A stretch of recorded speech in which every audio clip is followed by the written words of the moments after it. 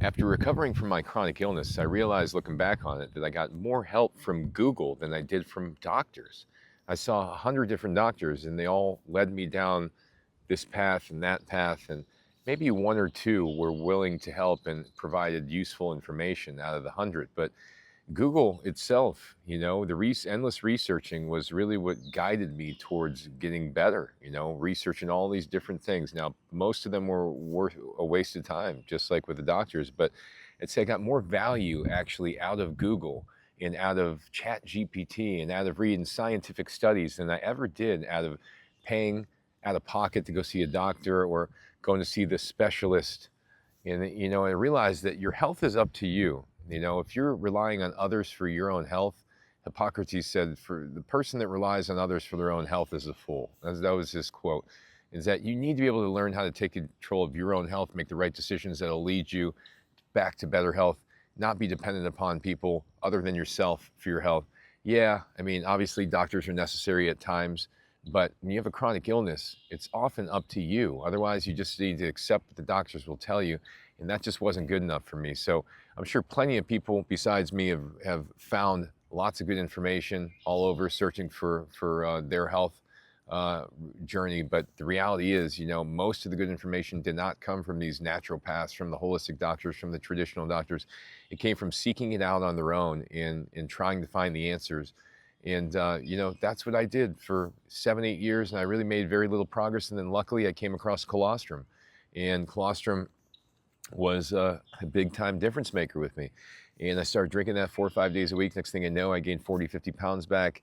I moved out of the house that unknowingly had mold, found a bunch of supplements that were able to help me. But the reality was none of that stuff came from my doctors, none of it came from my doctors. All the tests that I spent, they really ended up just kind of being a lot of wasted money. And at the end of the day, there were only a few tests out of the 20 or 30, 50 I did that actually were helpful. And, this was the GI map, and this is the mycotoxin antibody test. But the point being is, hey, trust yourself, trust your instinct, pay attention to what you're consuming, what you're doing, what you're thinking, and how that's affecting how you're feeling. Don't be dependent upon some professional to be able to give you solutions, external solutions, more supplements, more medication to fix the things that you're creating with your own thinking and your own consumption patterns, And I learned this the hard way in the long run. I tried chasing supplements. I tried chasing endless Google searches. I tried, I tried every doctor known to man.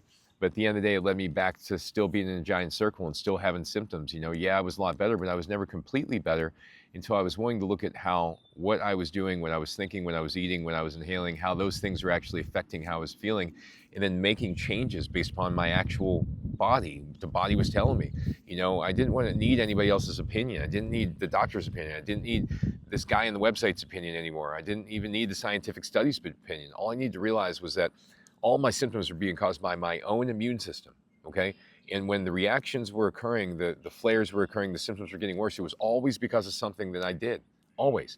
Once I fully believed that, I started to finally see what was happening with these flares, what was causing it. And I started to live a life where I wasn't being flared and then allowed my body to heal on its own. So this is the whole point of the video is, guess what? Trust yourself, trust your intuition, trust your body. Let your body guide you back to healing.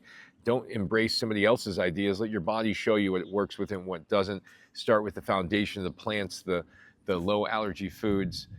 Investigate your environment for mycotoxins or mold if you're having a chronic illness still, and then start to investigate your thinking. Right, create an emotion log. Write down all the things that you're thinking over the day that are challenging. These emotions that are hard to deal with, or the things that hit you in the stomach, or the thought loops. These things.